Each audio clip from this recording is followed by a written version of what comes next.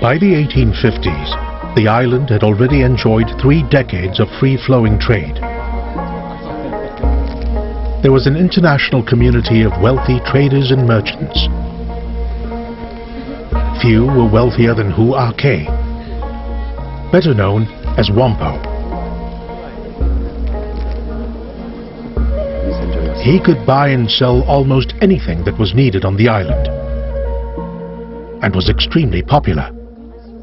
The British called him the best Chinaman who ever lived. The kind of people who were getting really rich were the local traders. There were Chinese and there were Arabs and there were Indians who were operating at what in today's terms we would call small and medium enterprises who could build up. They were not capital intensive anyway. It was quite easy for them to make money. They're not paying taxes. You're not charging them anything for the use of the services made available to them. Of course they made money. For the company, it's quite a different matter. The East India Company, which ran Singapore, was in financial trouble. Its lucrative Chinese tea trade had collapsed as people in Britain preferred Indian tea, which could be drunk with milk. The company was still obliged to govern the settlement, but it did so very reluctantly. By the 1850s, the company saw Singapore as a complete burden. It wasn't bringing any profit or interest to the company whatsoever. The private merchants were making a great deal of money. But none of this is getting into the government coffers. There is no money to pay for a good police force, for instance. There's no money to pay for port improvements. But the community wants all of these. They want all of them, but there's no money to pay for them. Ironically, free trade, which had made Singapore wealthy, generated very little revenue for the running of the island. Since Raffles' time, the flow of goods had never been taxed.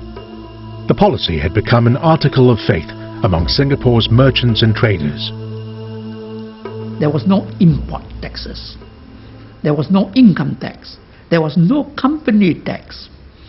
And we human beings had not developed at that point of time the GST, the value added tax. Then where do you get the money to finance your state expenditure?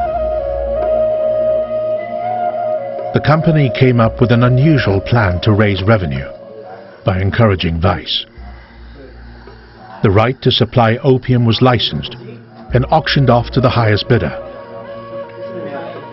Whoever won the license was then free to sell as much of the drug as they liked, without any restrictions. But the more opium they sold, the more they needed to keep selling, because the company kept pushing up the cost of the license. It was a vicious circle. The company also took a slice of the profits from prostitution. There were 15 men for every 1 woman in Chinatown. Girls were shipped in from Japan to serve as prostitutes. Chinatown in the mid-19th century was rampant with vice. Behind the windows of the shop houses were opium dens and brothels. The British tolerated these squalid establishments because they generated revenue, which enabled the company to govern Singapore.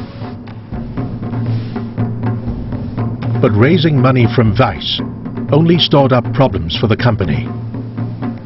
The opium dens and brothels were run by secret societies, powerful clan-based organizations with complex roots in mainland China. These secret societies had a grip on the people who were members of the organization. And these were coolies, rickshaw drivers, shopkeepers, and even traders. Now, the British didn't really understand how they operated because they appeared to the British to be very mysterious criminal organizations because of their elaborate rituals of membership. They also threatened law and order in Singapore because of fights between rival gangs and secret societies. Each secret society demanded the complete loyalty of its members.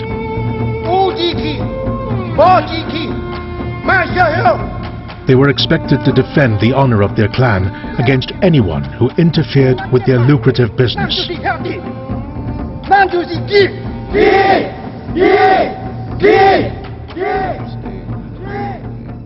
want to thank you for all of your cooperation. The company officials sought the help of prominent local Chinese businessmen such as Wampo to control these organizations. We are having some. But little did they know that these Chinese businessmen themselves were often involved in the running of these organizations. We would like to ask for your assistance. So without knowing it, they had actually tolerated and created a connection between opium, crime and the Chinese community. And when they knew it, it was too late for them to do anything about it.